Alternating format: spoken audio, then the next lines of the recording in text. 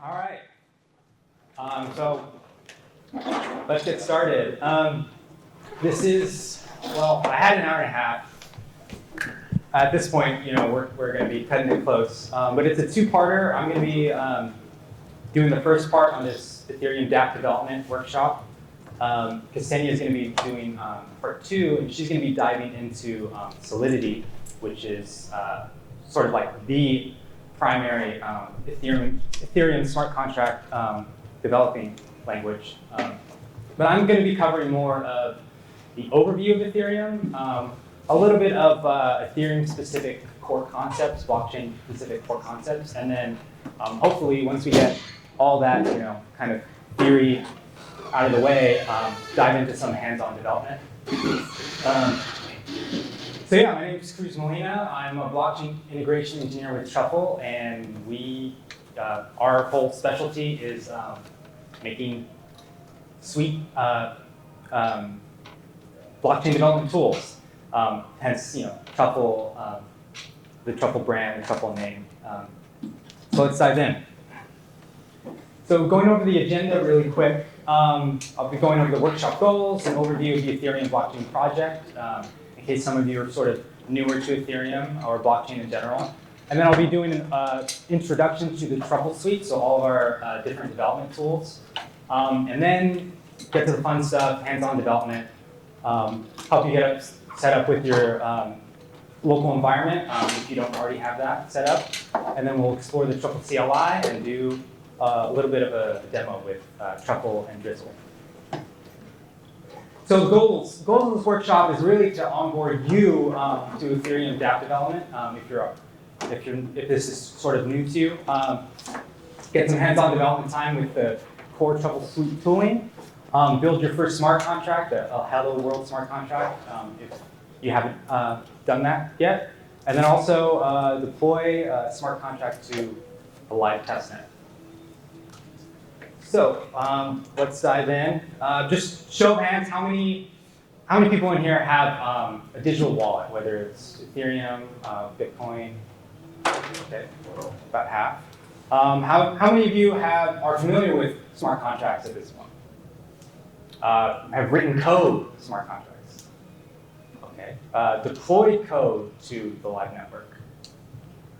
Okay.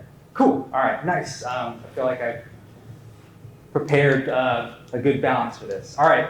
Or also, how many of you used Truffle before, or any of the Truffle Suite tools? Nice. Cool.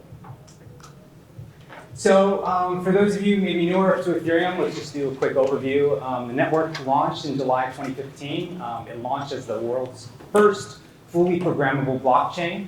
And so by the numbers, that really shows that first mover advantage. I'm sure these numbers are outdated at this point, but 14,000 plus live nodes, over 40 million unique addresses, 94% of the top 100 blockchain projects are built on Ethereum.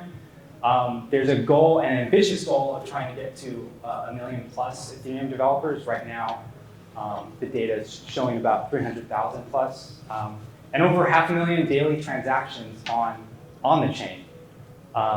And a lot of that, like I said, goes back to first mover advantage, and also the programmableness of it, which opened the door to a lot of interesting use cases and token offerings. So people being able to raise sort of startup style in a decentralized manner, money for projects they want to build. Let's, in case you're newer even to like blockchain, like we're talking about Ethereum as a blockchain.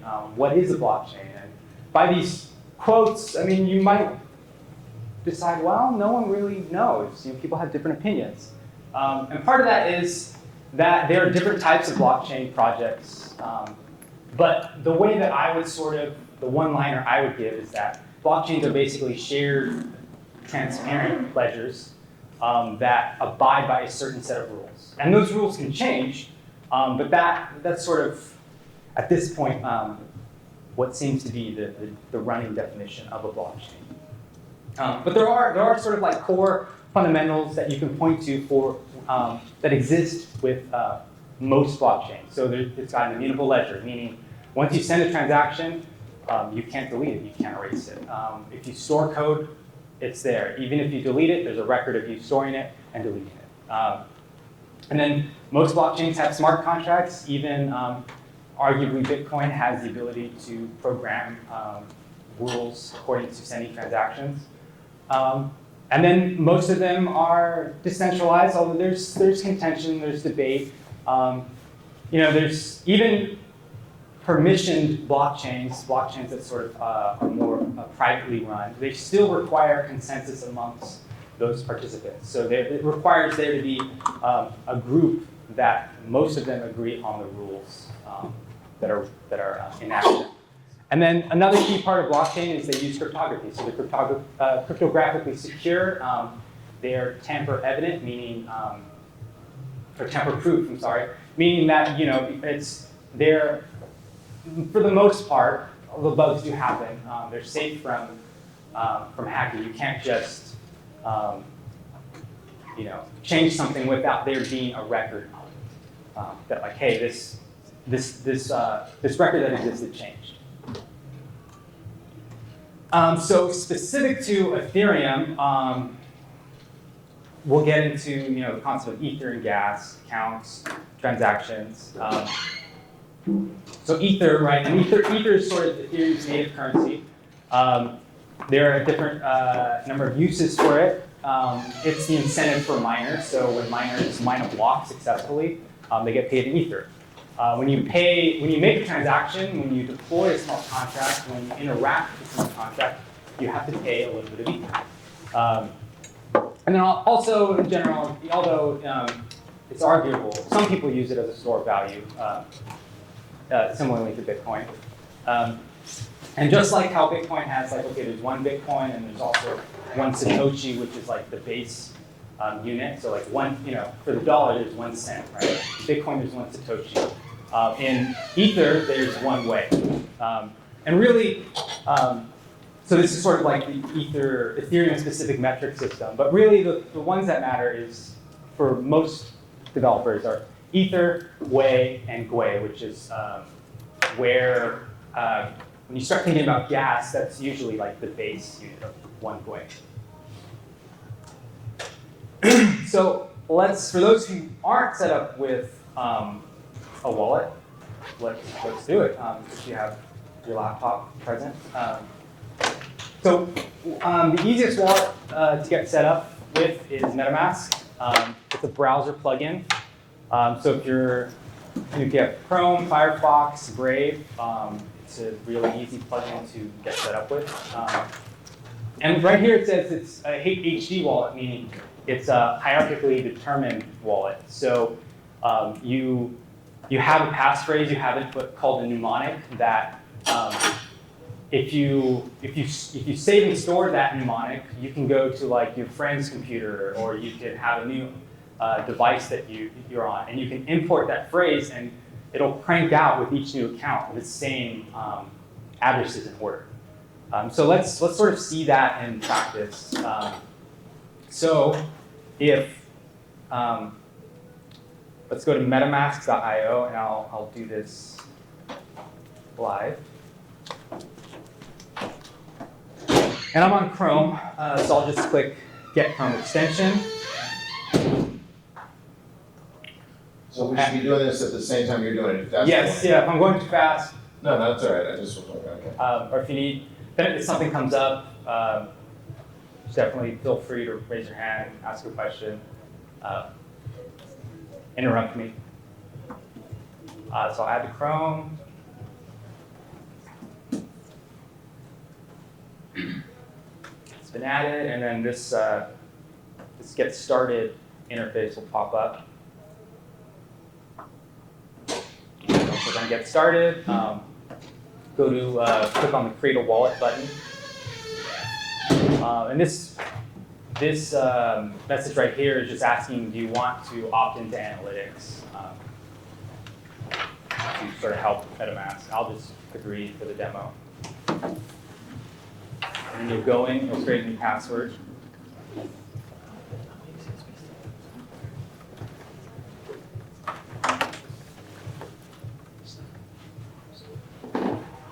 agree to the terms of use. And then here, MetaMask is going to pop up and show you your mnemonic. And since I'm just doing this for demo purposes, I'll just reveal and show mine. And so this is sort of what I was talking about with the passphrase. This is if you copy and save this, if you store this somewhere. Let's say your computer breaks down and you have a MetaMask wallet with like 10 Ether in it. Well, if you have the passphrase, you can just go onto another computer, import this, and you'll be able to crank out addresses until you get to that account that had that 10 Ether. So I'll just click on Remind Me Later to move forward. I think if you click Next, MetaMask tries to like verify and check that you've like actually saved that mnemonic. So this is sort of what you should be seeing if you have MetaMask or if you're looking at it.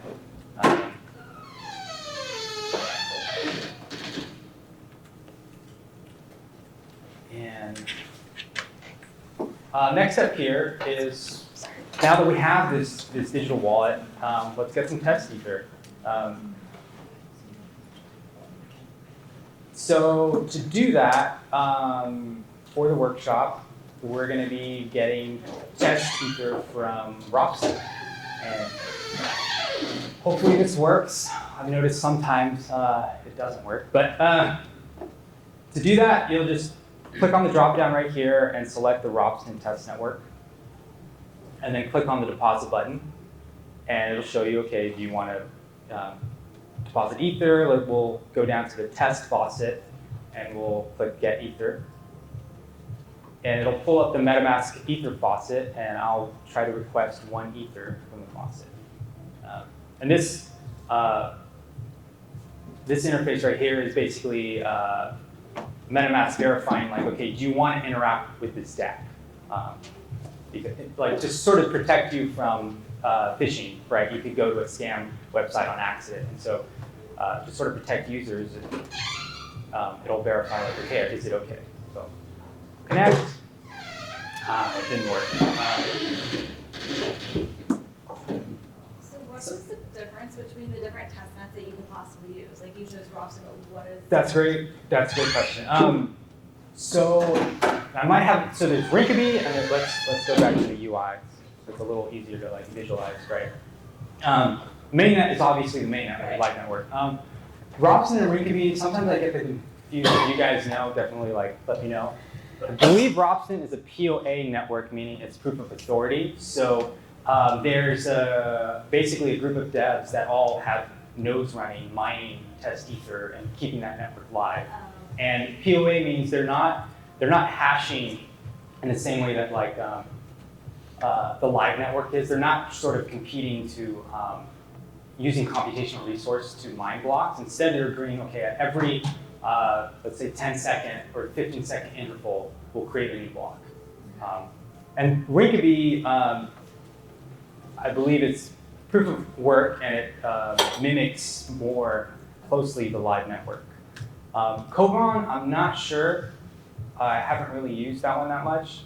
But I know that there's a newer testnet that we're going to use to get testnet Ether from, which is Gurley or Gorley. I'm not sure. Does it have any kind of test that proof of stake concept to do some keys, or is that different? Yeah, I'm not sure. I know Koban might be to test that. Technically, POA is kind of, well, it's not really proof of stake, but I'm not sure if anyone knows.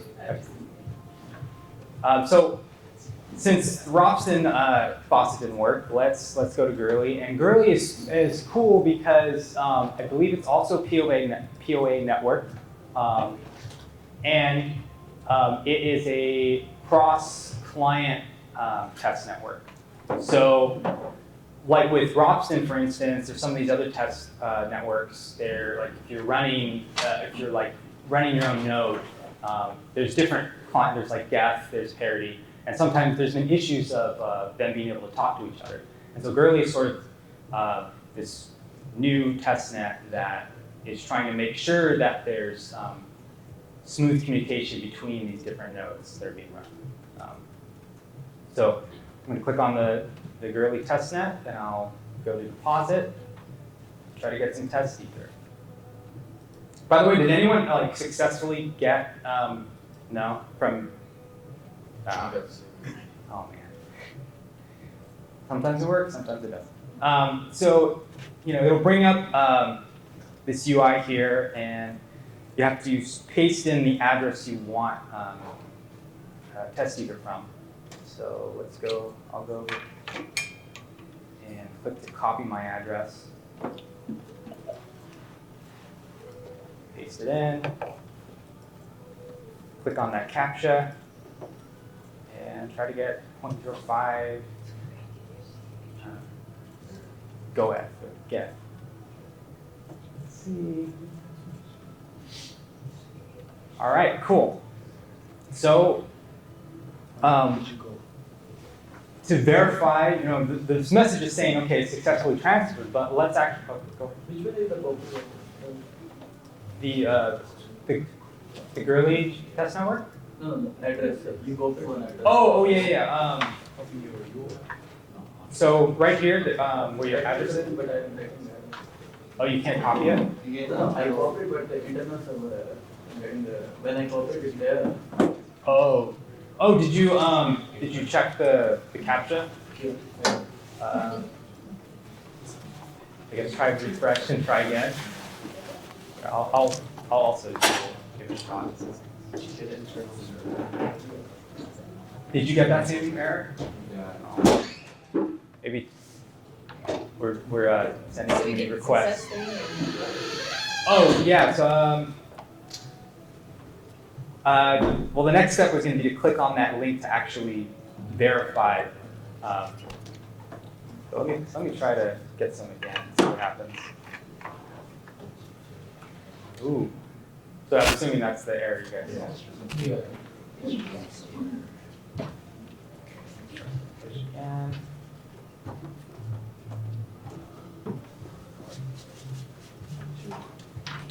Okay. I'll try one more thing. Let's see. I mean, if it's a success, we'll just say 0.05. Right, on your in your MetaMask wallet, right? You got the error on what? I tried again. It worked? Yeah. Okay. So, yeah, I mean, it's, in some ways, there's all these tools. There's MetaMask, which, appears very fleshed out, but it's still early days. So this is this happens all the time when doing live demos, workshops. I guess, keep trying until it works, but here it's showing that I don't have any transactions. Let's see if I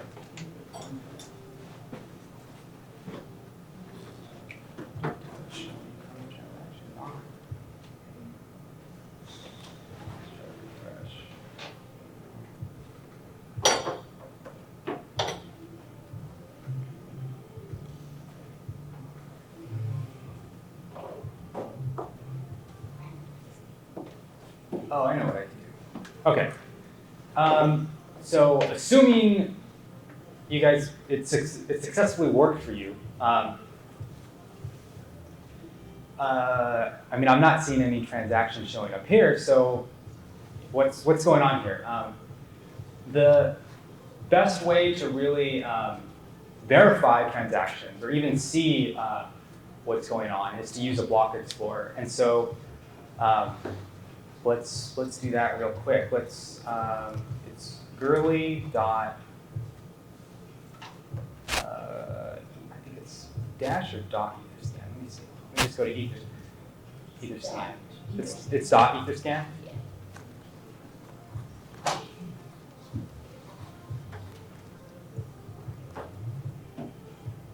.com? No. .io. Dot what? IO. IO. Thank you. All right. And I copied my address. If you had a transaction here, you could copy the transaction hash, or if the girly test box that worked for you, you could have just clicked on that transaction hash. There's a link. So here we go. So usually, often, Etherscan, which is a block explorer, is sort of like the, I don't know, the last resort, like, I don't know, source of truth.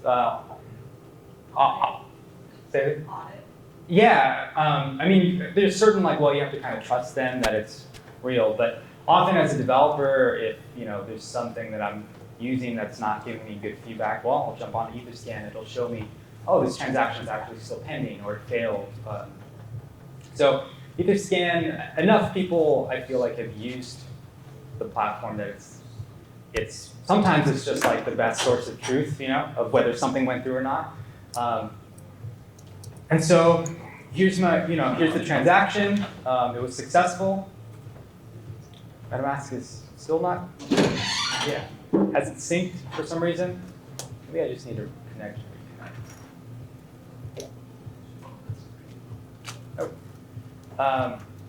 Guess we won't worry about that. So hopefully at this point, most of you have test Ether, right, in your account? Yeah. Is there anyone that still doesn't? Yeah. All right.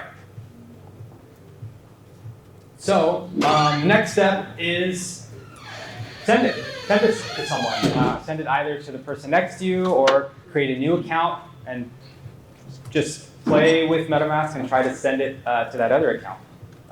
Any amount, just sort of go through the steps.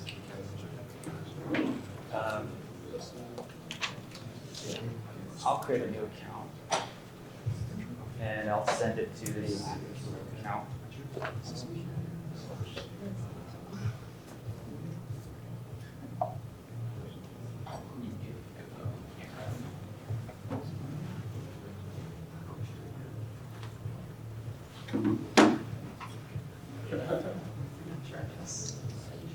So what I've done is copied the second account I created and clicked on the send button.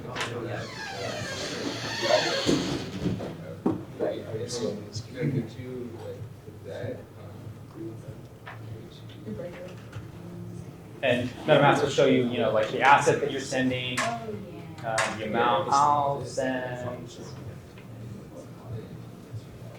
0.01. And then, you'll have a choice of, do you want your transaction to be slow, average, or fast? And MetaMask calculates according to the current network congestion, that based on those speeds, how much it's actually going to cost for you to send the Ether. And I don't like to wait, so I'll just go fast. And as you'll see, there's the amount at the top that I'm going to be sending, actually, that the second account will actually be receiving. And it shows you the gas fee, so how much you're going to pay in gas. And then the total cost it's going to be to make this transaction actually happen. Confirm. Oh, cool. MetaMask is showing me that the transaction is pending.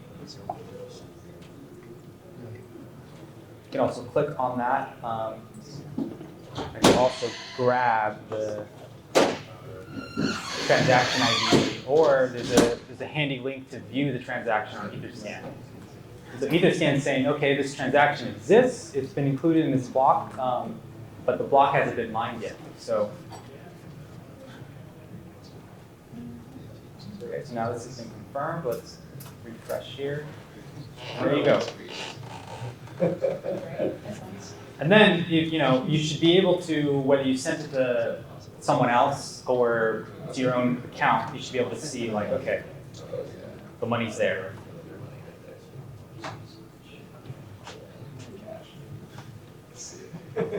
And so this is a good segue into gas, right? So sort of been able to see that, like gas matter, like why gas matter. Yeah, so like if anyone is having this transaction number, they can see our transaction. Yes. So is that kind of like privacy? like if I do this transaction in the banking, and if someone is having transaction number, they cannot do that, like, they cannot find the invoice, but Right, the here- transaction number, how much amount I have transferred to another account, so they can see it, right? Yes. Currently, yes, on Ethereum. I mean, there's a couple implementations of what are called zero knowledge proofs or ZK snarks, where it obfuscates, it creates kind of a shield, so you can't actually see. You can see the people who are possibly participating, but you can't actually see who sent money to what.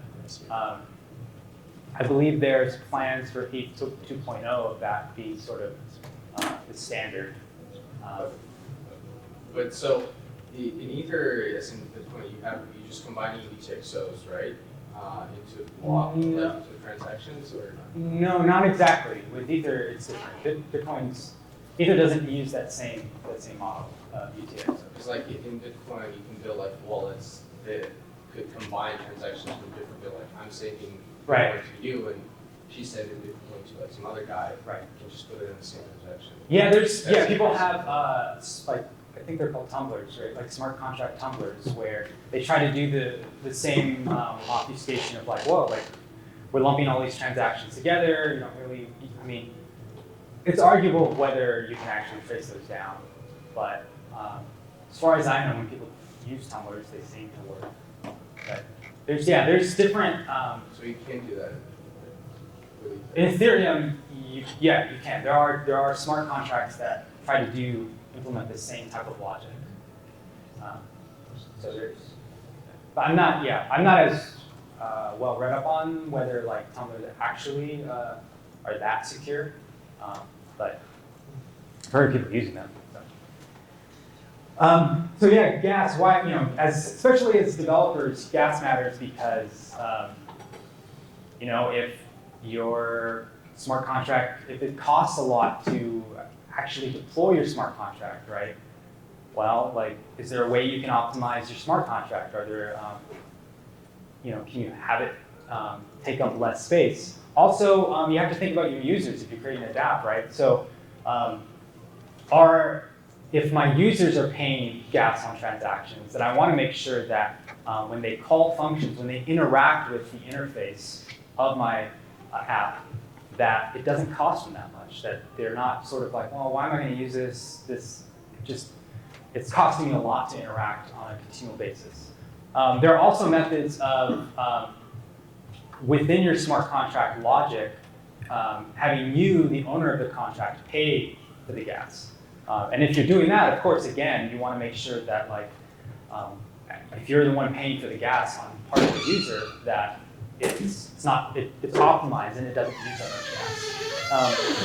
The other thing is, with gas, is it's also sort of contingent on the network activity, the congestion on the network. So if there's just a lot of people using the network that day for that week, then gas costs are going to go up. And then, So like when you're in MetaMask and it gives you like the slow, medium, fast, those numbers update pretty often, I'm guessing? they try, I believe they use, there's a site, ETH gas station, like, let me see if I can. So that way it's like reflective of how much is actually happening on the network. So if it's really busy, it's Yes. more so. Yes. Yeah, this is the ethgasstation.info. I think this is showing for the main network right now, recommended gas prices. And I believe there's I believe the MetaMask uses the API for this to sort of gauge like, okay, what you should pay. And the other thing is, and this is, I guess, less more of the hands-on aspect of gas, but like the reason why gas even exists as a concept in Ethereum is like, why not just have 3 transactions? It prevents abuse, right? Like if you're trying to attack the network, well, it costs you. And so, if you build some dApp that is now out in production and your whole business uses or relies upon, and all of a sudden people are just like attacking the network, well, there goes your business. There goes your DApp. It's unusable, basically. And so that's, in a nutshell, at least for ETH 1.0, what exists right now. This is why gas exists. And gas estimation, obviously this matters for as developers, right? Of like, okay, so how exactly do I go about estimating the gas for my functions, the gas for my smart contracts, for transactions? And so, I mean, the good news is we've come a long way. There are ways, you don't have to do it by hand anymore. There's calculators for estimating transactions. Like we've shown, like MetaMask has that built in for you. There's also the Web3.js JavaScript library, which has, so that library has an estimate gas function where you can pass in your contract essentially and estimate the gas. Or you can also, I think there's a number of functionalities. Like you can estimate like, okay, when I make this specific call to this function, how much does that potentially cost? And then also Truffle has some nice features, which we'll get into later, for estimating gas when you're interacting with your smart contracts. And then accounts, at this point, you visually been able to see at least the first type of account, which is externally owned accounts. But there's also contracts can have accounts. And so, obviously, like externally owned accounts, they're typically owned by individuals, and there's a public and a private key for each account. And that private key, like the address itself is an aspect of the public key, and you need that private key to get access to that account. And mnemonics use a different algorithm for also unlocking accounts. And so let's just like visually look at that, right? Because it's, okay, what does that mean? Again, Etherscan, great source, great resource. I'll look at I'll go to my account and I'll look at it, and this is sort of like, right? You have balances, right? What's the balance on that account? And then it just shows a list of transactions. But if you, let's try to find a contract account. Great, cool. So here's a random contract account that we're looking at, and okay, it has balance, and a long list of transactions, but you also notice it has things like internal transactions. And then also you can look and see, so the green check mark right here means that whoever created this account actually uploaded the source code to verify the actual bytecode that's on the chain. So it's sort of a more human readable way of being able to see like, okay, what exists at this account. And so, would the internal transactions be like if they built a token on it and then like the exchange of the token within the system? Like an ERC20 token? So internal transactions, so this, let me see. An internal transaction, and perhaps Ksenia will go into this more, but you see how this function has like function store internal, right? So this means that basically there has to be another function in this contract that is calling that. So it's not externally accessible. I can't try to like hit that function to store anything. It's happening within the contract itself. Are people required to upload the code? Nope. Is there like a confirmation, or like what type of process is there to confirm that that's the actual code that the contract runs? So it takes the, let's see, I haven't done this in a while, but I believe so what's stored on the chain is the byte string. Let's see, right? Here we go. Contract creation code, that's all. That is this Solidity code right here compiled down to byte string. And so the process of uploading and verifying, I believe you just copy paste your contract source code, and you make sure there's like settings to make sure that like up here, like did you have optimization enabled? which compiler version, things like that. And if they match, like so, it'll in the background, Etherscan will compile your contract, and if that bytecode string matches what's actually on chain, then it's like, oh, verified. So someone else can potentially, if they have your source code, like, do it for you, but most often it's going to be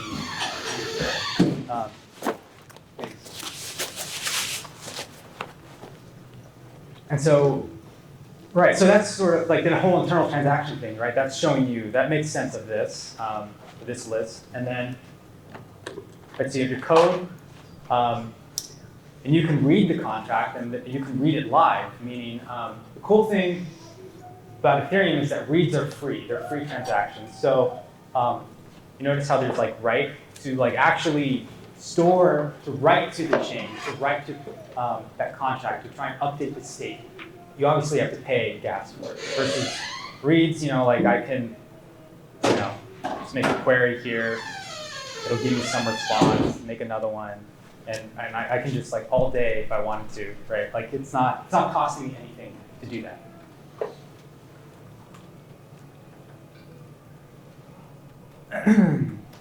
So yeah, contract accounts, like as you saw, right?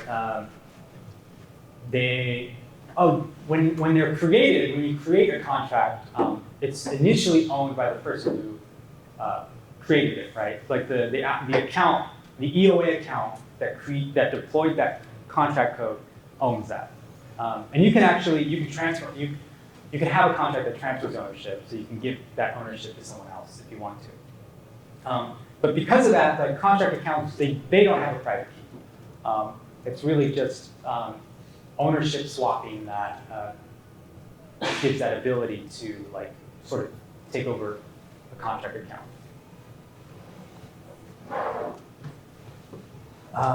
Compare account types. We just kind of did that. Let's see, how are we on time? Okay. Transactions, as we've seen, there's three main types of transactions. There's transferring Ether from one account to another, which we did. There's also a transaction to deploy in the initial deployment of a smart contract. And there's also the transaction when you're interacting with the contract and you're calling functions. So these are sort of properties of a given transaction. Again, Etherscan, a really great source for making sense of that, right? Like we can see on that contract, we can actually see the transaction that made that, that deployed that code.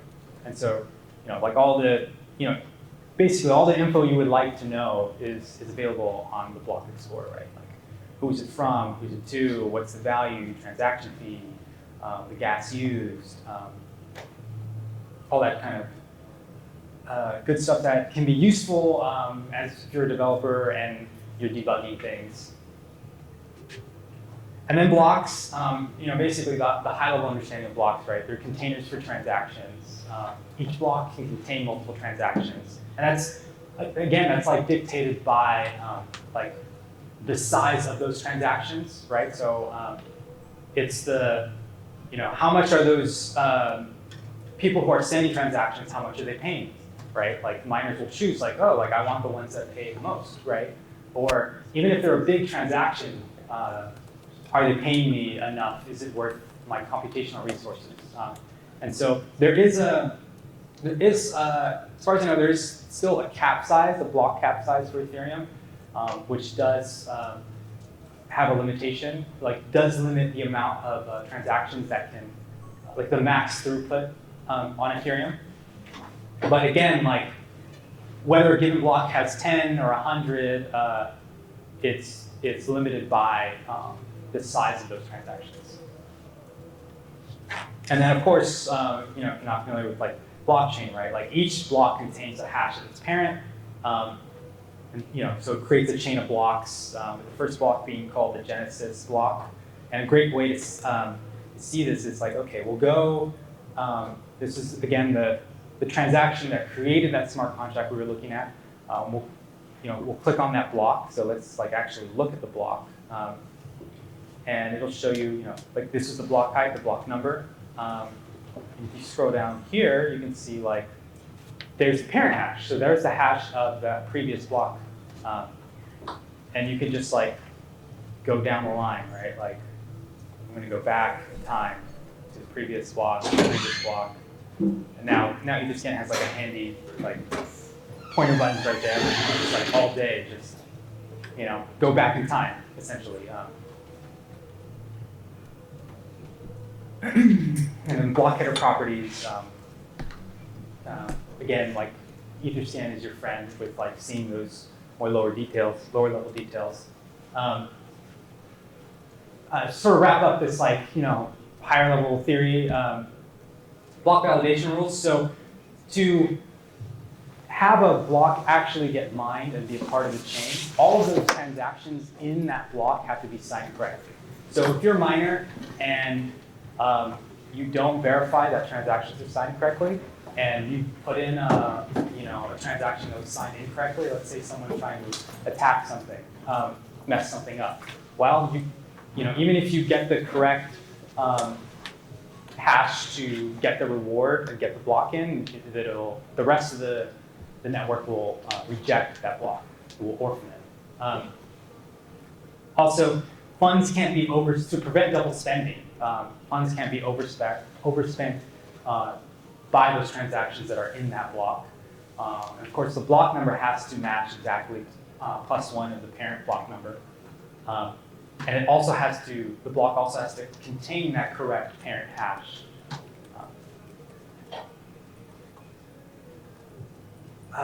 Smart contracts.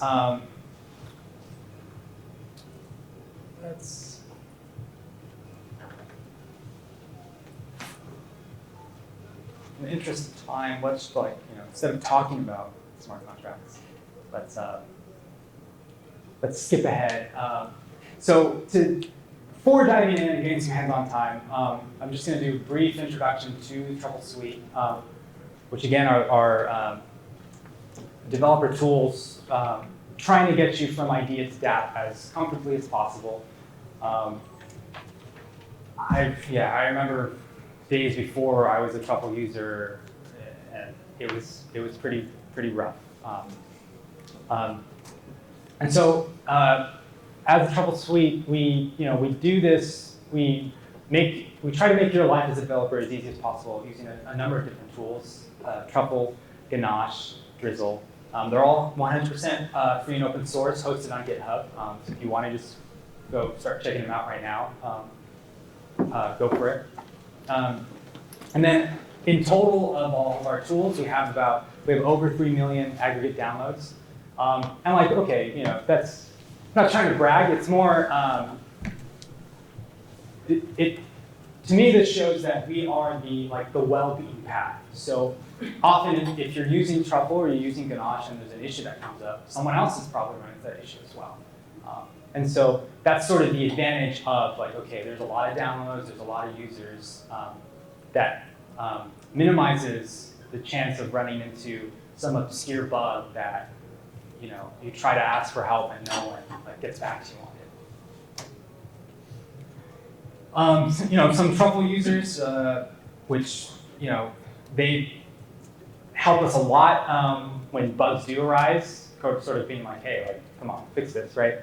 We have Microsoft, we have Amazon, JP Morgan, Ernst & Young, a lot of different enterprises that use Truffle, that love Truffle, and provide a lot of helpful feedback. The Truffle itself, Truffle the CLI, it's written in Node.js. It really dramatically reduces the complexity of building dApps. If you want to sort of see that yourself, I'm sure there's still Medium posts or tutorial posts of what it was like to try and boot up Get yourself and get things working. Although I think it's gotten a little bit better. And so the CLI really helps you compile your Solidity smart contracts, test them, migrate them to any testnet. We are currently actually we just released 5.1.1 last night. So we'll be testing that out live shortly. So far, we have a streak of 37 weekly releases. So that's been fun. That's sort of like telling me like, all right, it's halfway, like, come on, like, get to the hands-on time. So Truffle in use, and we're gonna go into this a little more detail. You'd install it globally using npm. Here's some example commands, truffle init, which brings up some scaffolding for a basic Truffle project. We have a truffle create contract command that also scaffolds a contract name that you give it, truffle compile, migrate, test. We also have truffle boxes, which are boilerplate projects that really make it easy to get started. They're also really good for sort of giving like presenting a tutorial or demonstration of a certain idea. We have officially supported and community boxes on our website if you want to go check those out.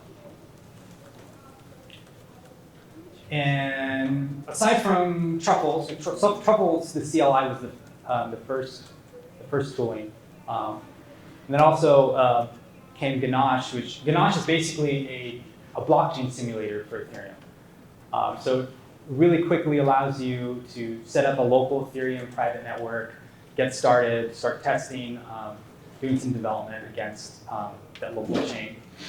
We have two flavors. There's a Ganache UI and a Ganache CLI.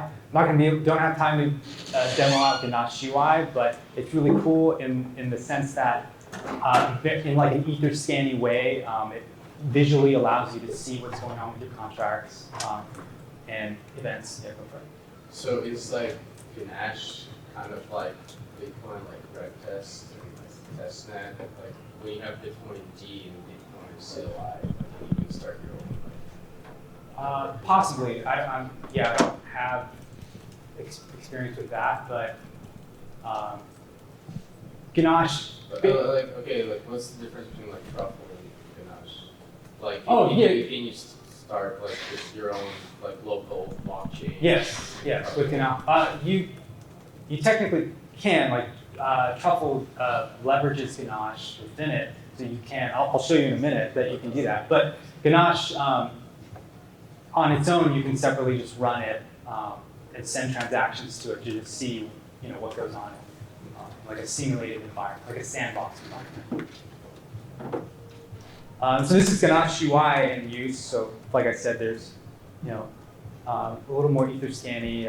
Wish I had time to demo this because it could be like its own whole really cool workshop. And then we have Drizzle, which is sort of the front end part of Truffle. It's a React.js library for building UIs, and it really. Where it shines is it reduces the amount of code you need to write to get started. So if you were using, for example, Web3.js directly, there'd be some like boilerplate for setting things up. With Drizzle, it's much easier to just drop things in and get set up.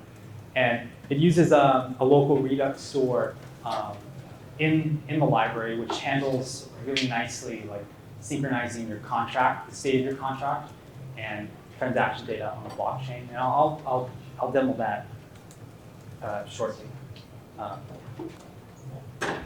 Okay, so let's dive into some hands-on time. So for this workshop, I'm going to be recommending to use Visual Studio Code. If you don't have it and you have Atom and Sublime, that's totally fine. But just for the purposes of the workshop, I'm going to be using Visual Studio Code. I recommend it.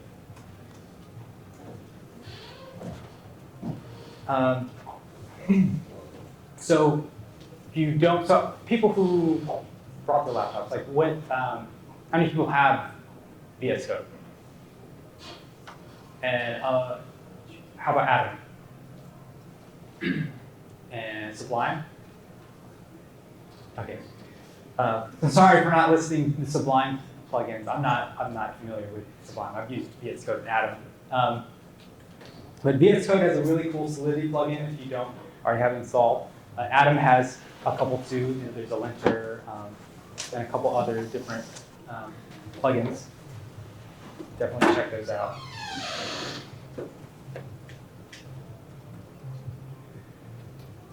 So yeah, like go for it. Like so, of people who have laptops, who still needs to get set up? Okay. If you need any help or run into any issues, definitely let me know.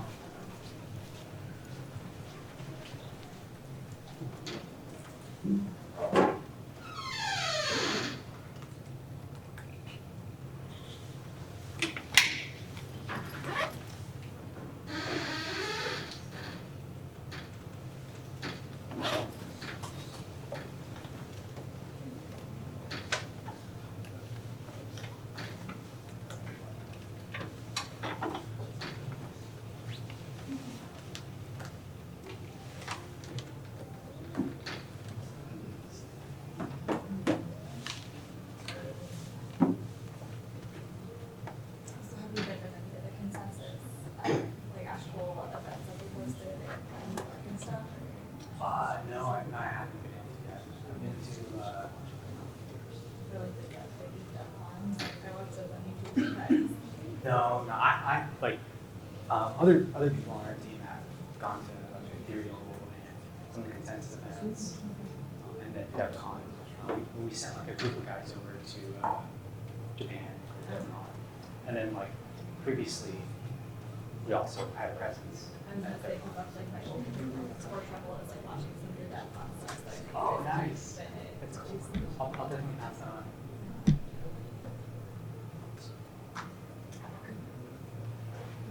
It's like it's a commitment, you know, to decide to give talks, take some time off to go. Well, we're like all trying to like do development at the same time.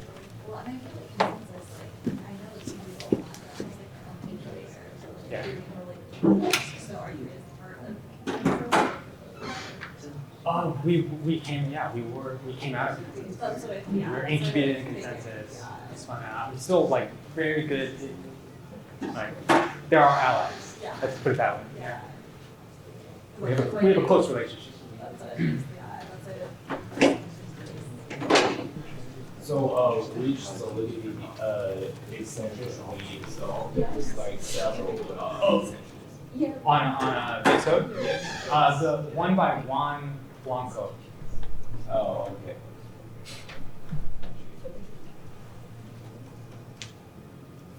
It's the one I recommend. Sorry? Juan Blanco.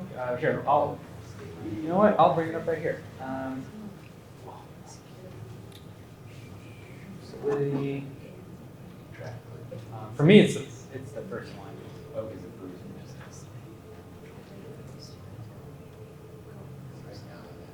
Anyone? So I can't have a VS Code for the players.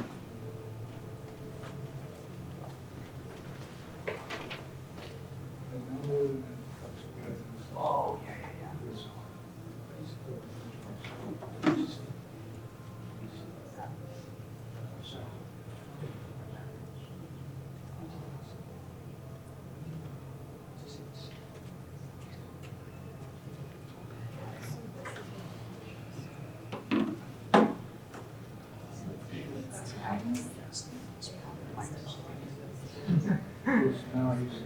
yeah, yeah, yeah. Now, yeah.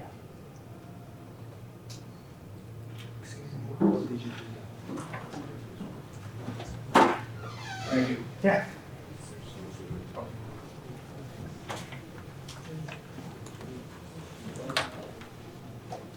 All right.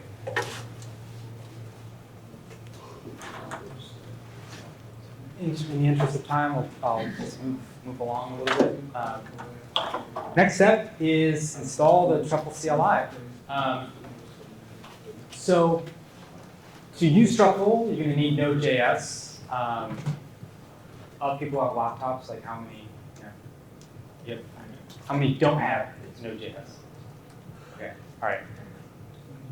So unfortunately, Node.js now defaults to 12.3. Like when you go to download it, they'll take you to 12.3, 12.13. Sorry.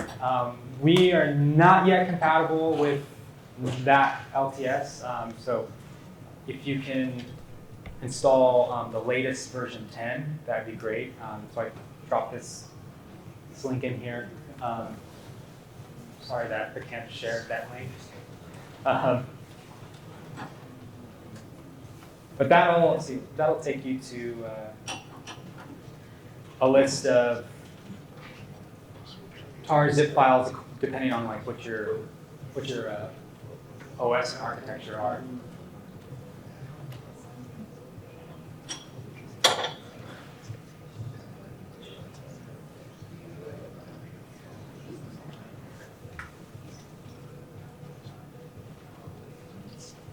I'll get back to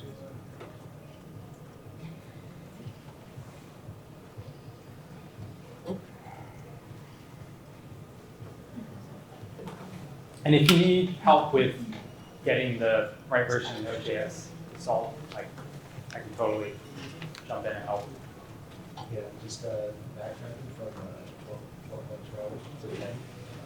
Do you have the NVM?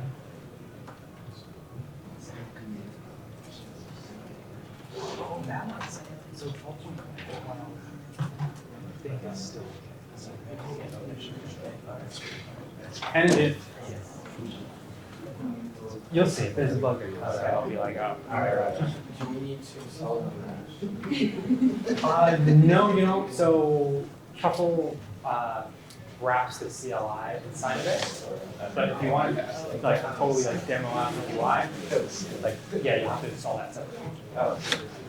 It's like a more of a desktop app.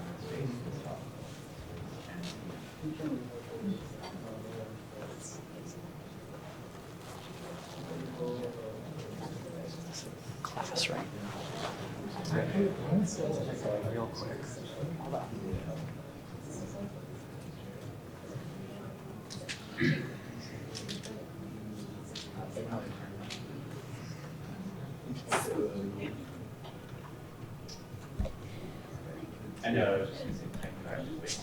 Okay, so if it's too much of a hassle to get the right Node version installed, turns out we don't for this workshop we don't use the command that causes a problem.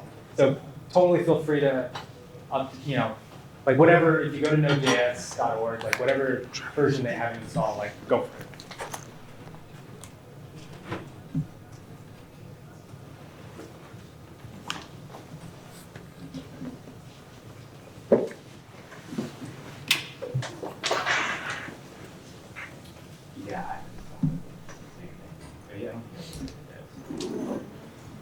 Other than like traffic, like which turns like how much the gas costs for say like Yeah, I think like hammers you pass through, so like what like the state of so like say you have like a transfer ownership function, right? And you're like, okay, I'm the owner of this contract, transfer this to right? So you'll have to paste their addresses and like whatever gas you want to pay and all that, right? And so it's a simple function of just like transferring ownership. The data you're actually like updating is that account, his account that you're giving it to, right? Yeah. So in that instance, it's like, okay, that's probably not going to be possible. But let's say you're new and you're like, oh, or I don't know. I don't know. For whatever reason, you're like, I'll have this transfer ownership function, not just update that account. I'll have to like do a bunch of like math stuff, like random things, right? Then all of a sudden that function is going to cost a lot more, right? Because it's not just updating the state, it's doing all the execution for whatever it is. Plus, yes, the most expensive. I mean, this will be like a whole talk, but the most expensive. So operations that tend to be the most expensive are updates. So even like if you have EVM do the parent contract, yes, yeah, it's actually probably the most expensive. And then like updating other sources, basically, right? Like that. So like, even if you straight have it, yeah, like that's expensive. And then like changing that layer, that's expensive. Like changing each line layer. It depends on how it's stored. So, like if it's all stored as one chunk, technically, even to like change one character, you gotta change the whole thing. So you're like having to re-record, so like that's what versus like imagine you had like multiple transactions that's like I stored the first one and I stored the second one. And then when you go back and you're like, oh, I just need to change something on that first one. Then like that's gonna be easier. You know what I mean? Yeah, that's just like the reality of how it works right now.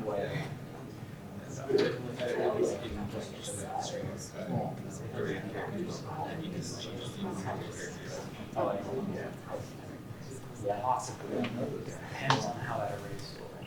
Like if you're, again, it's like if you're storing like an array of arrays, you technically have to update that whole thing to like make a new array of arrays. You know what I mean? There's some stuff that I think with mapping, it's like a solidity concept. Yeah, so I think it kind of gets around some of that. I'm not sure about that because it's sort of like I went from being a Truffle user to a developer, so like some of that stuff is like I've done that a lot.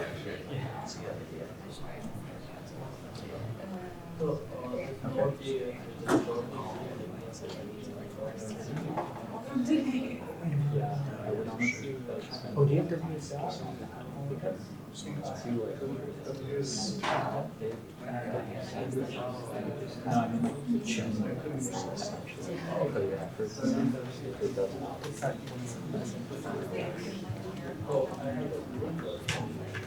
Oh yeah, yeah. Yeah, we're still hiring. Most of the yeah.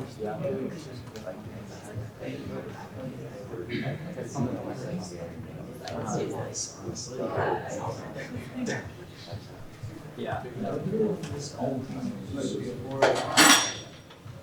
There's a lot of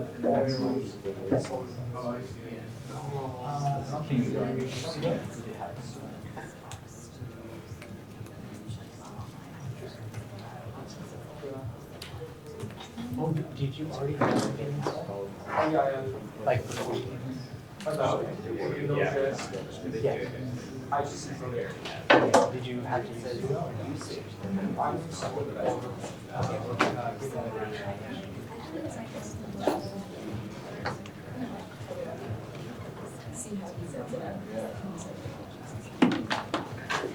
Sometimes it's like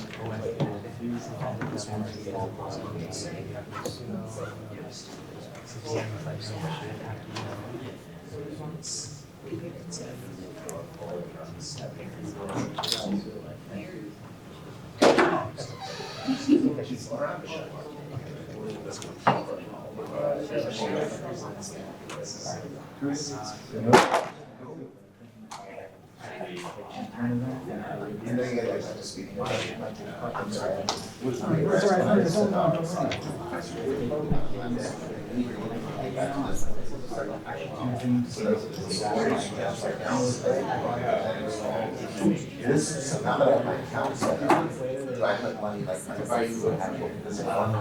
No, that'd be a separate. This just not. Yeah, you just have to watch. Whereas I can I connect this to that? This one. So I'll do it after. So for right now, since I don't visit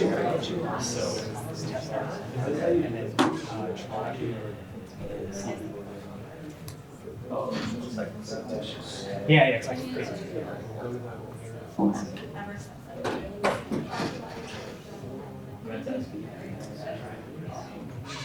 Yeah. One more and then add.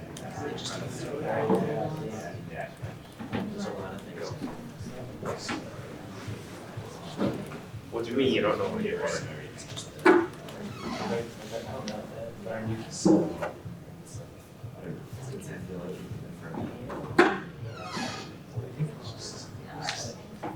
The girl. I think we can get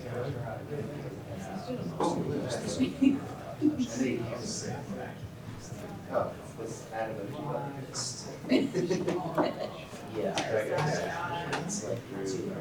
Here we go. Here you go. Okay, so now, since I need, since I miss a few things to get caught up with that, so I can temporarily leave this here and go to another. Yeah. Oh, yeah, yeah. Because I know I missed a step or two before you get to that. Well, I purposely got this one, you're saying, okay, all right. Yes, exactly. So I have one. Do you have, No, I don't have it. do you have all windows?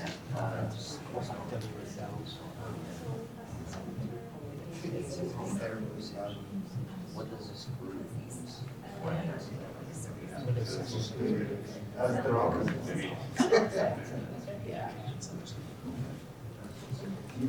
I should just take the steps instead of this other. Try that. I think it's pretty, I think it's, yeah. Should Yeah, 61.04. Yeah, the top one. Right, so then after that, we need like two steps from that.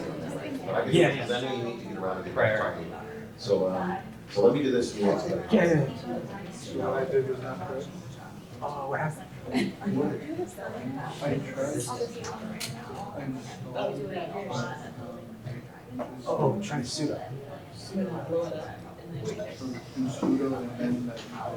Yes.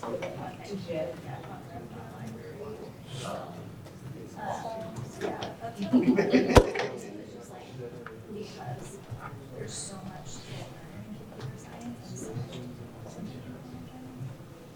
So you guys think of this? Yeah. Yeah.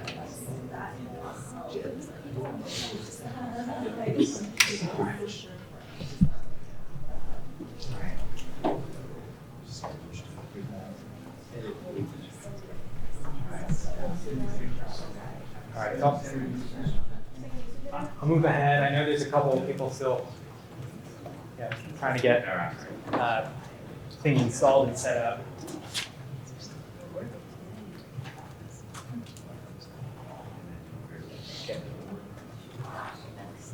Okay. So next step, go into your terminal or your code editor and just make a new directory and change into that. Call it Truffle Hello World or just Hello World or whatever you want.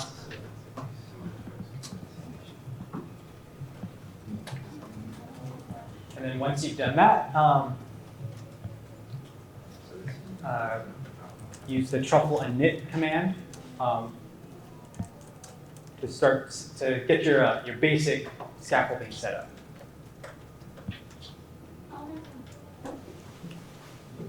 Hopefully you're able to see in your code editor that basic project setup. You have contracts folder for your contracts, migrations folder for your migration scripts, which are basically like deployment scripts, test folder for tests, and a truffle config file, which there's a lot of different ways you can like customize your truffle configuration to do different things. Won't have time to go too into detail on that.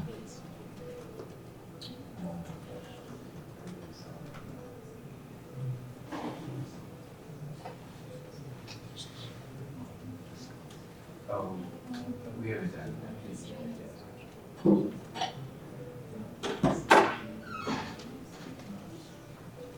So assuming you've been able to init and everything unboxed properly and it is there, you test out the create command, create contract command, doing truffle create contract hello world, and that'll scaffold out a basic Solidity contract, hello world contract for you.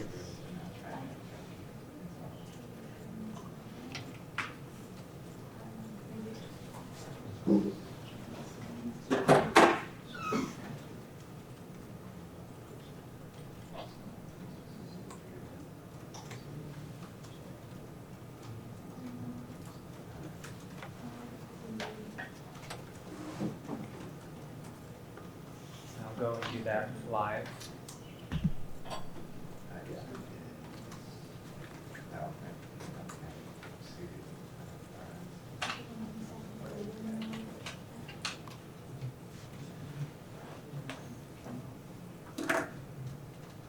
And once you've run the command, you should be able to see the hello world contract.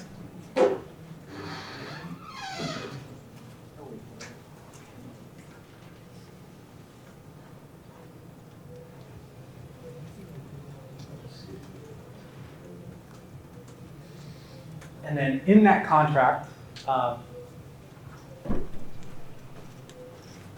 update the block of that contract to just be a simple function hello.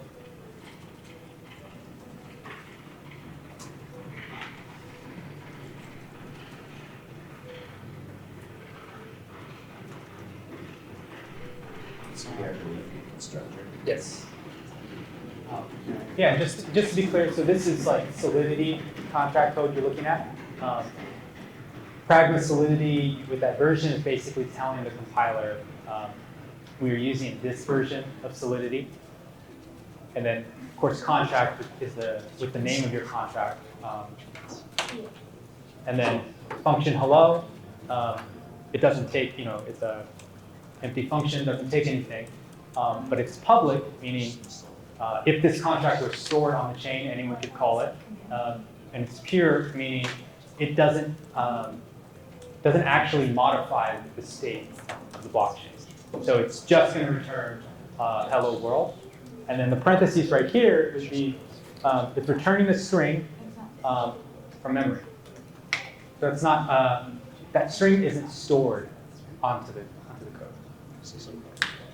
Like it's not stored as part of the state.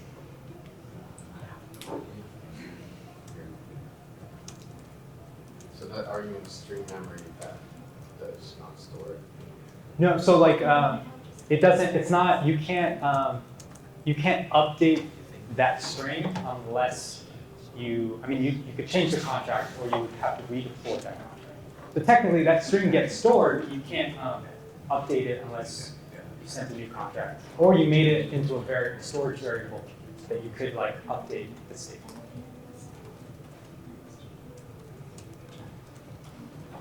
Okay, so I'm gonna do that locally. Can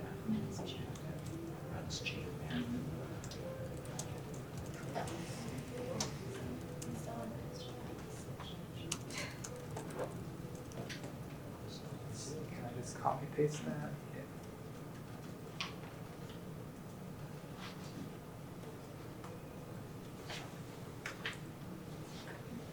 Yeah.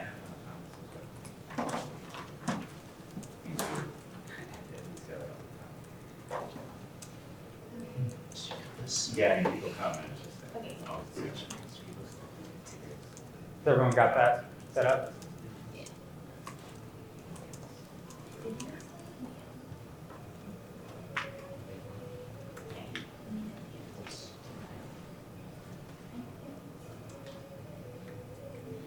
Okay, so now that you've got the Hello World contract, feel free to run Truffle compile. And I'll do that as well.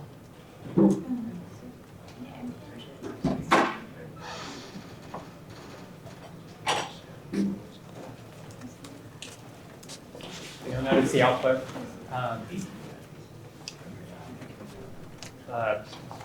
Truffle is using the Solidity compiler to compile Hello World and also a migrations contract.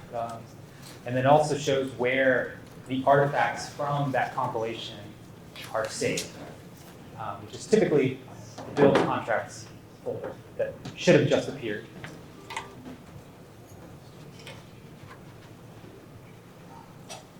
And these are like, the build artifacts can be, depending on how big your contract is, they can be a pretty hefty size.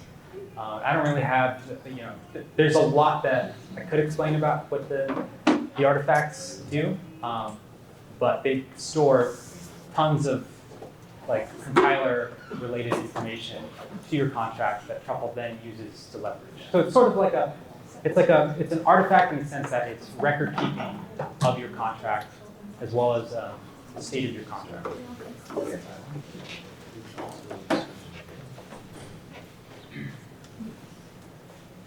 Hopefully, like everything compiled, okay.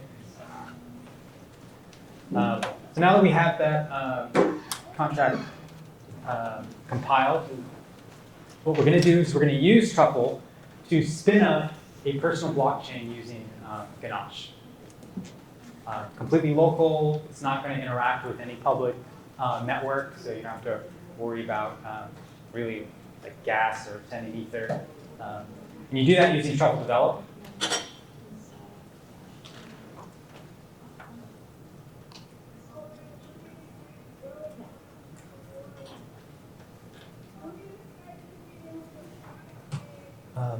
And you'll notice, there's all this, there's all these accounts that got unlocked for you automatically every time you spin up Ganache using Truffle Develop. So you'll see the list of 10 accounts as well as the private keys associated with that account, and then the mnemonic at the bottom.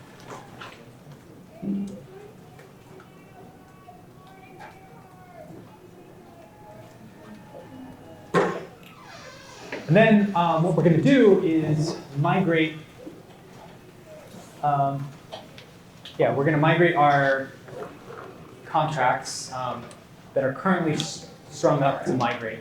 Which right now, if you look in the single file in the migrations folder, is just migration. So artifacts require. So require the migrations artifact from the build contracts folder, and then deployer.deploy. That's JavaScript syntax to then deploy that migrations contract, to attempt to deploy that to the network. And you can configure networks in your Truffle config, but I believe, our Truffle config, the Truffle config that comes out of the box with Truffle in it is empty. So it's just going to try to migrate and talk to Truffle developers. So the other thing is when you're in the develop console, you don't have to do like Truffle compile, Truffle migrate. You can just do migrate.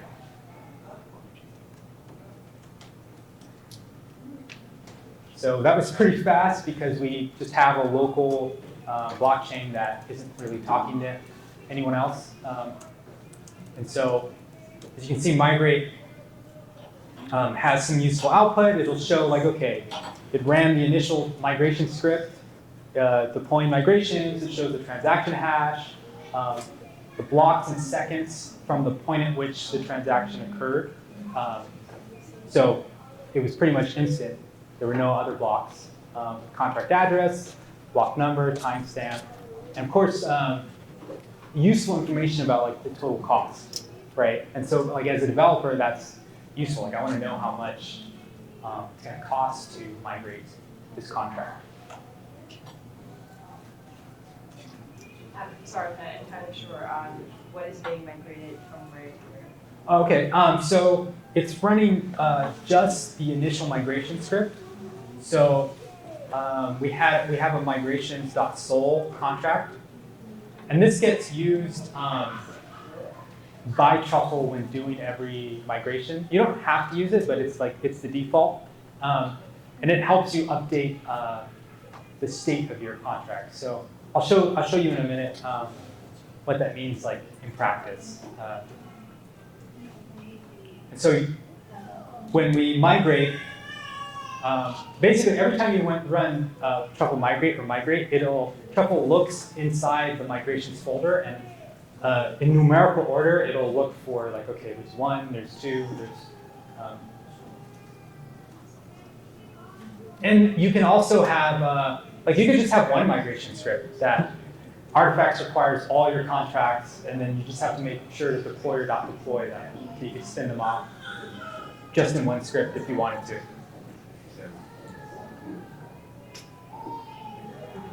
So now we're going to add a migration script so that we can deploy that hello world contract we created. since as you notice, we just deployed only the migrations, the default migration script.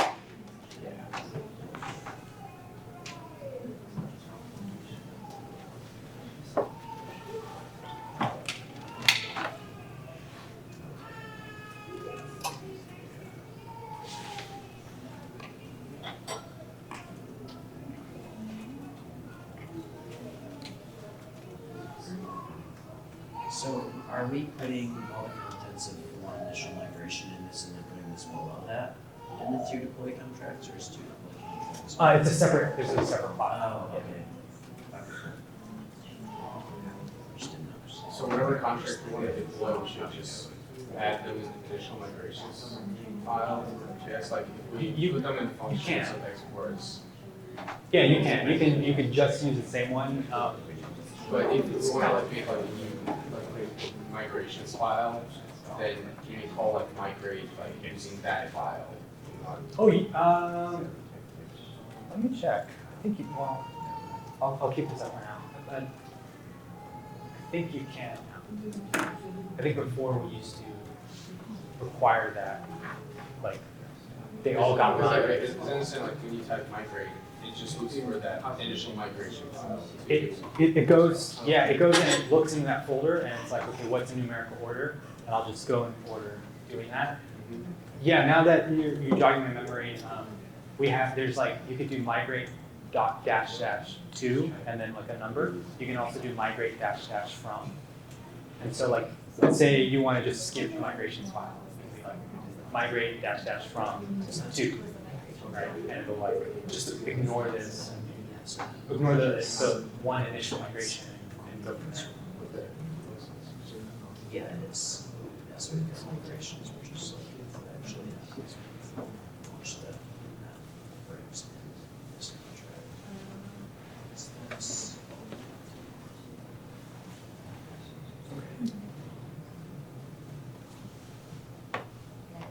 I'm gonna do this locally now.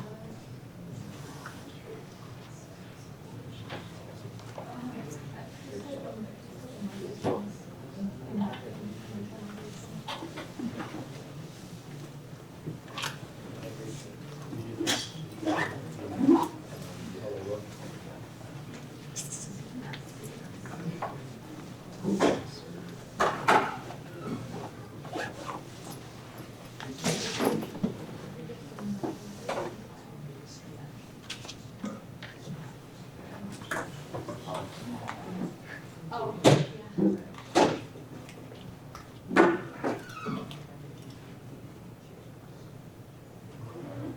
Then we need more time. Okay, so now that we've got that set up,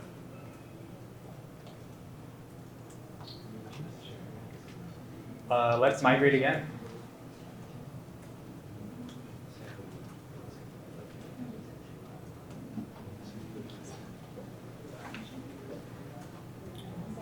And as you'll see,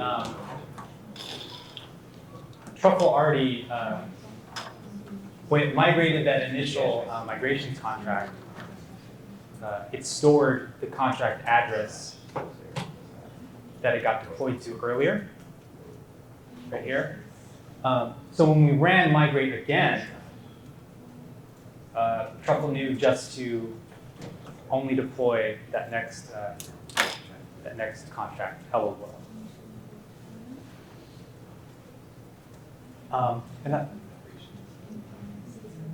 And now that we've got both contracts deployed, what we can do while we're in the development console is we can actually interact, like if you're familiar with JavaScript or object-oriented programming, we can interact with contract instances from within the console. So to do that, we would do, let's do a let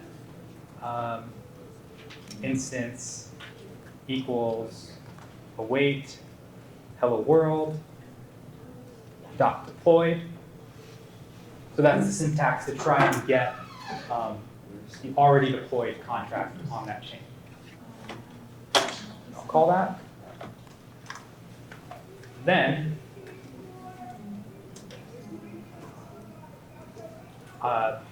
once you have that instance in a variable, you can then tack on. So hello world has just one function, hello, right?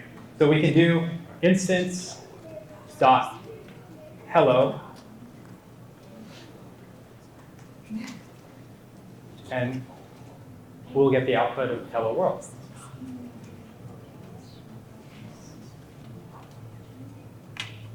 How did you add the second file? Did you use touch? Or what was I use touch. So I tried to read that. I don't know, there's some syntax that I actually looked for. Sure. You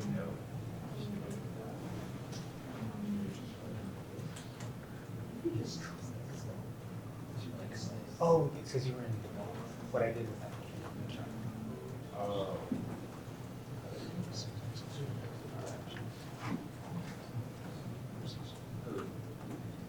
Yeah, the develop console is actually rep. So when you're in that, you can't access other. Like you couldn't do touch. It's not like you're not in the shell anymore. Oh,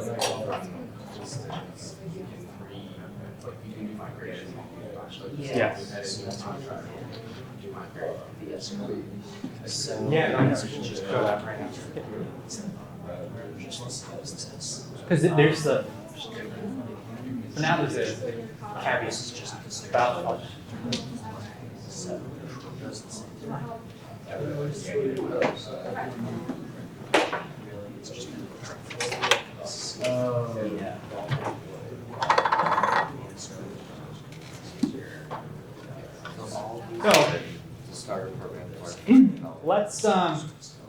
Let's update. Let's just do a simple update to our contract, our Hello World contract, and instead, like put your name or put whatever.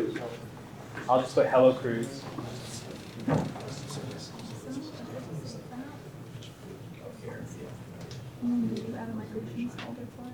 And then once you've done that, let's try and migrate that new contract.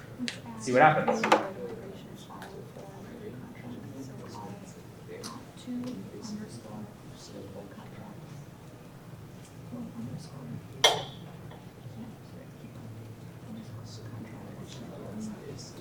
Yeah. So if you've done it locally, or even if you're just looking, you'll notice it didn't actually migrate. It just said network up to date. And this is because, and this is a current limitation we want to work on with Truffle. Truffle's looking into that artifact file and it's saying, hey, this contract that was saved, it's already been deployed. So if you update your contract and you're in development and you want to, just really quickly migrate, instead what you have to do is migrate -- reset.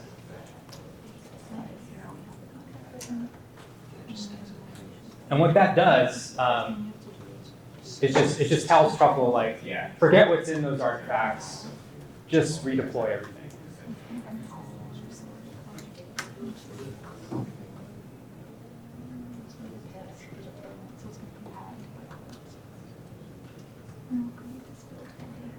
Okay, now we get to some of the, let me see the time, how we're on time. Okay, we're doing all right. We'll get to some of the more fun stuff. Now we're going to unbox the Drizzle box, so we're going to be able to see sort of the fuller picture, the full stack picture of how a DApp works. So, because I didn't get the last thing working, does this thing come up the last thing? No, it doesn't. But what did you run into? Oh, like a record zero module is not fine.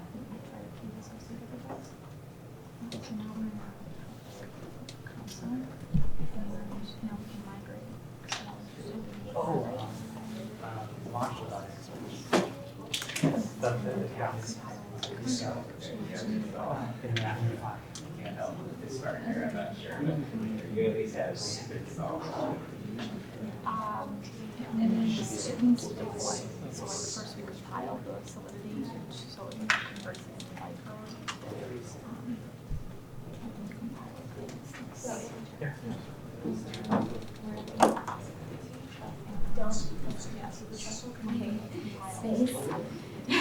All right, so to do that, we'll exit out of the develop console, so dot exit.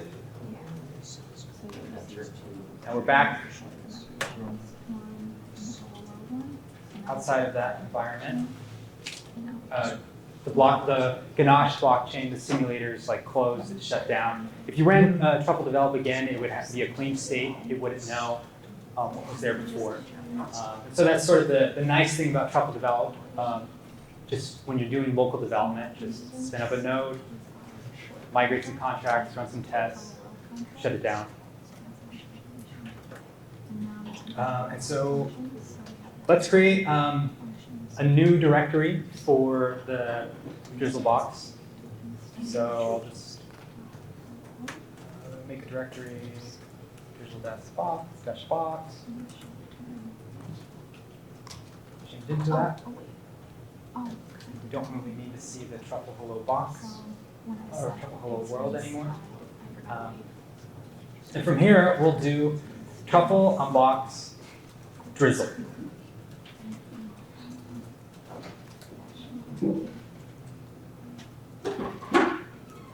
And so this box is going to take a bit more to install, basically. Because not only does it pull down the contents of that Drizzle box, but there's also a post-unbox installation step to get all the dependencies set up so you can get your DApp up and running. So it's going to take just a little bit.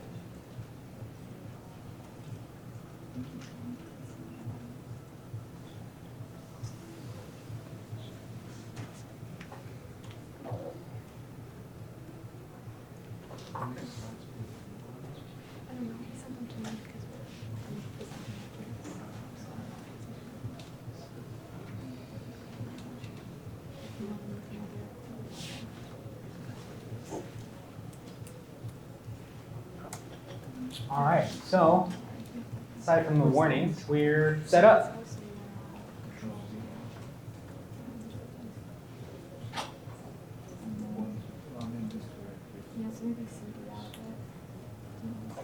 And so the cool thing about every, well, just about if you set up your own box and you submit it,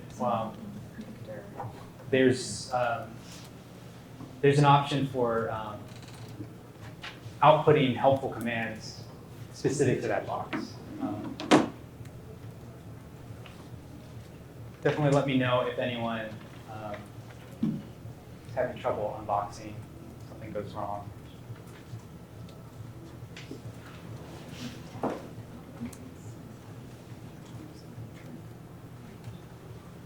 So as we can see, check out all the contents of that Drizzle box, right? So we have 4 different contracts here. We have a complex storage contract, migrations, simple storage, which is a simple contract that can set storage value and then update it. Also deploy. Oh, sure. This one?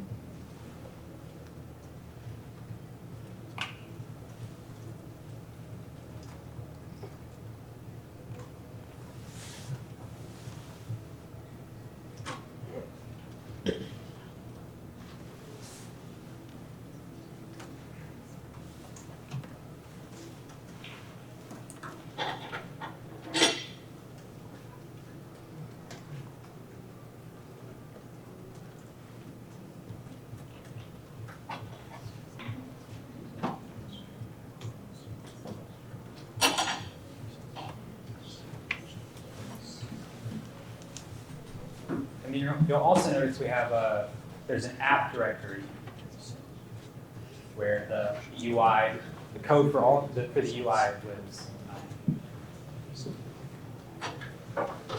So assuming that's all been set up,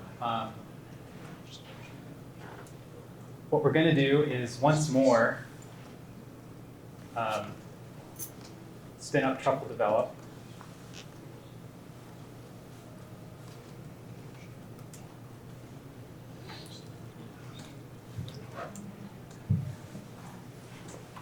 And we were going to just dive right in and migrate all the contracts, because contracts are there, and all the necessary migration scripts are already set up in that box for you. So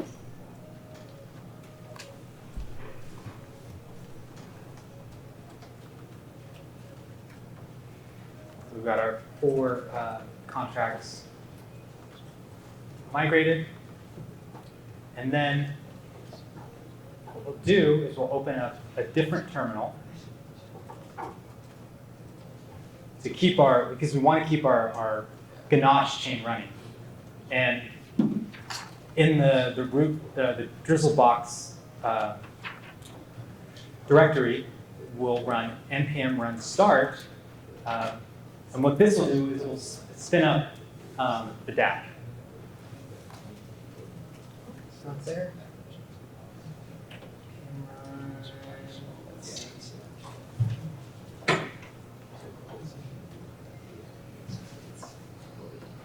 So you're in Truffle Develop. Oh, on the Drizzle blocks. Yes, actually, On the fold. it's in the app. I just got an error that not connected to your client. Oh, let me check out.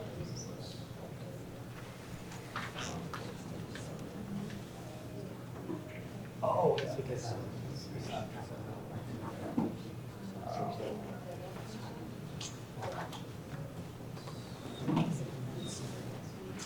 first you have to change directories into the app folder, and then npm run start.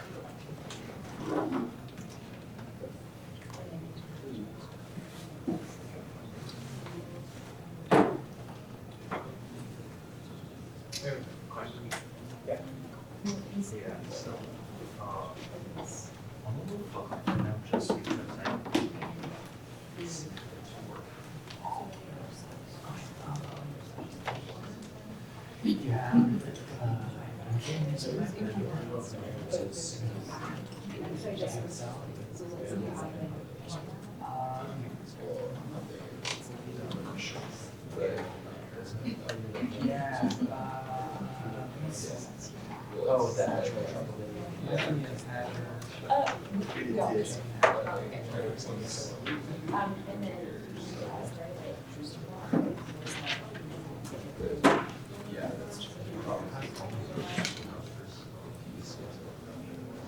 We're still in the Drizzle box. Okay, yeah, that's a very good. We lost it.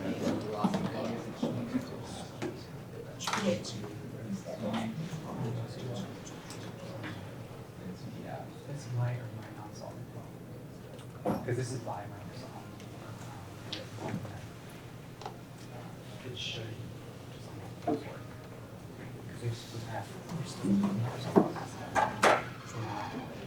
We're not as out of the box.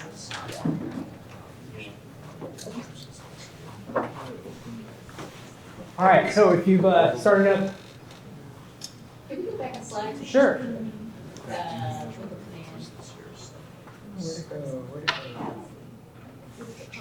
Are slides online? No, not yet, but I will definitely post that.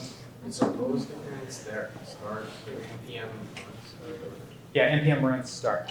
Here you go. Yeah.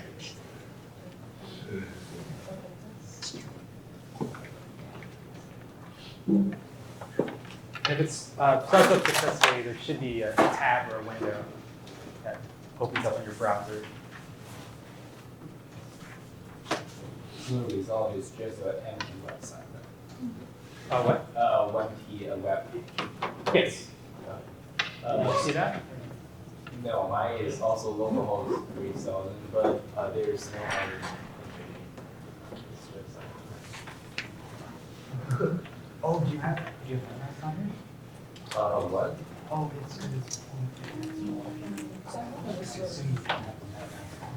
yes. So just copy because that's your default browser. Okay. Yeah. So Or go to the local host 3000 on the. Okay.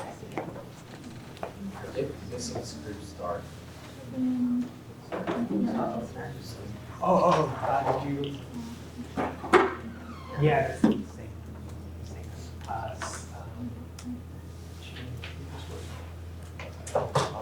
Yeah, I didn't know that. Sorry. Sorry. Sorry.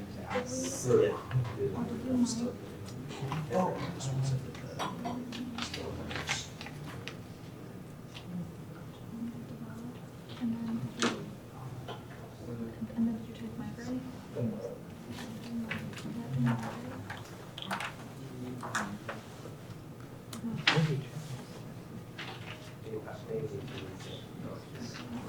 Oh.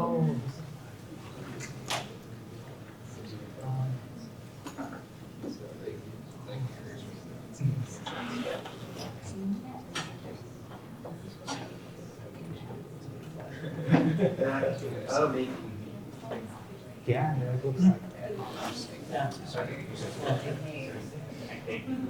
So how far is it, how long? Yeah. I mean, it's done.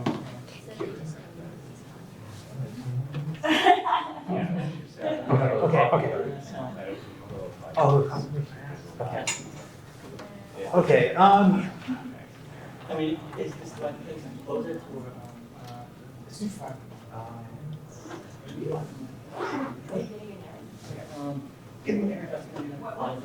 migrated everything already? Oh, okay. All right, well, I've kind of hit time. I think what I'll do is just demonstrate using Truffle to migrate to a testnet real quick.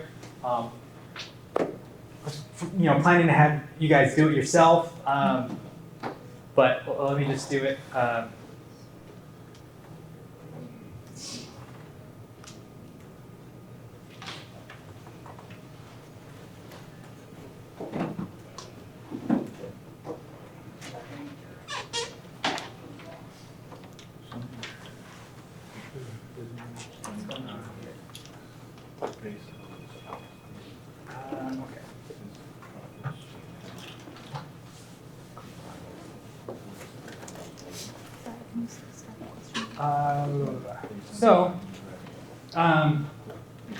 To use Truffle to migrate a given, basically to migrate contracts to a live network, whether it's the main network or it's a testnet, you have to install separately Truffle HT wallet provider. So I'll go ahead and do that.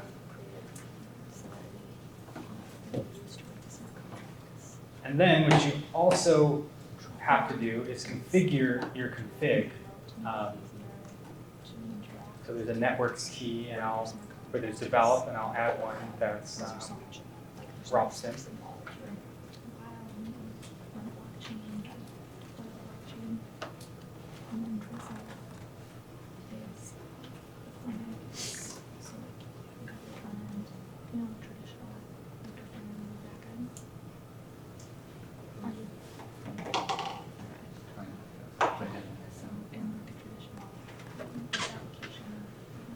Which directory is it from the config? It should be in the root, so in the Drizzle box. And then we have to remember to require in the HT wallet provider.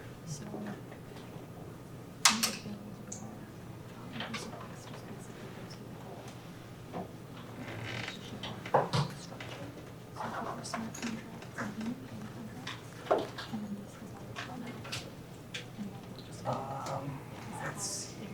What's in there?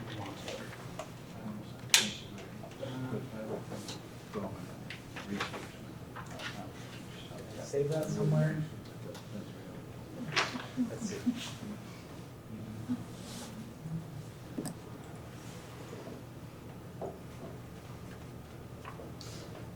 There we go. Copy that.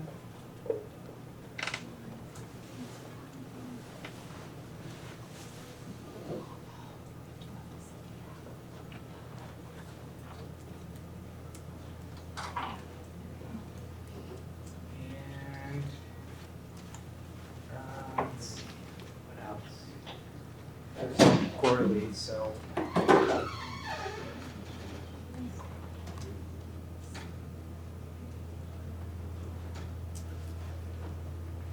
Which will ask, there's a separate step where you basically, you're using Fura as a gateway portal so that you don't have to run your own node that connects to the network.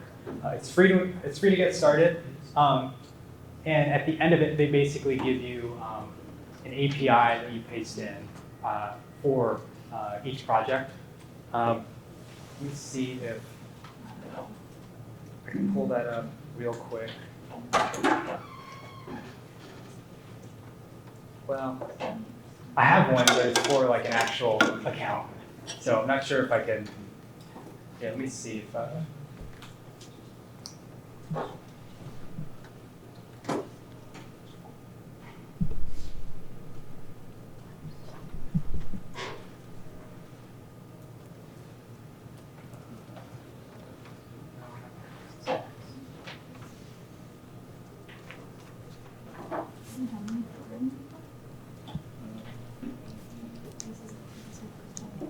okay.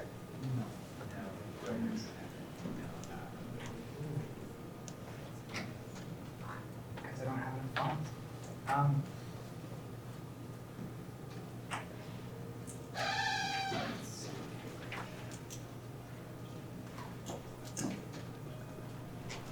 You're using the account from that morning. Yes, I was using the first account. I mean, I guess I could request some more. Here, let's just do this. We'll do a dry run. So I'll show off, this is partly a feature of Ganache. And what this does is, it does assume, so Ganache will actually fork the live testnet. And then it'll run through, do a dry run as if you're actually deploying, giving you good estimates for, reasonable estimates for like, okay, what is it actually going to cost? What is it actually going to look like when you're deploying on the live network?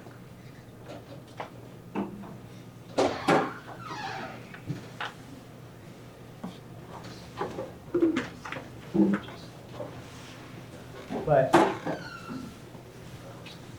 so notice how this is kind of like slower, right? It's not as like quick and fast when you're just using develop and you're just interacting with Ganache.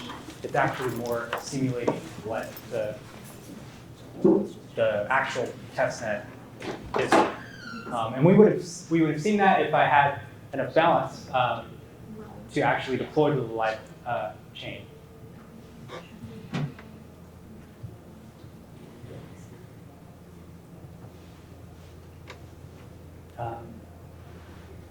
So yeah, I mean, unfortunately, I would have loved to have it working, but I guess the 0.05 for Ether was not enough to send it to the chain. So I'm gonna wrap it up right here. Don't want to, have you guys skip out on coffee break. Hope you enjoyed it. Hope you learned some things. Really tried to, cover everything. There's really a lot. It's hard to it takes time. It takes a couple of run-throughs of getting exposure to this stuff if you're new to it. But definitely, it's, in my opinion, still early days. So to really learn this stuff, you just gotta get hacking, get playing with things. You're not really gonna learn it in the classroom yet. It's just not at that point. So yeah, hope you enjoyed it.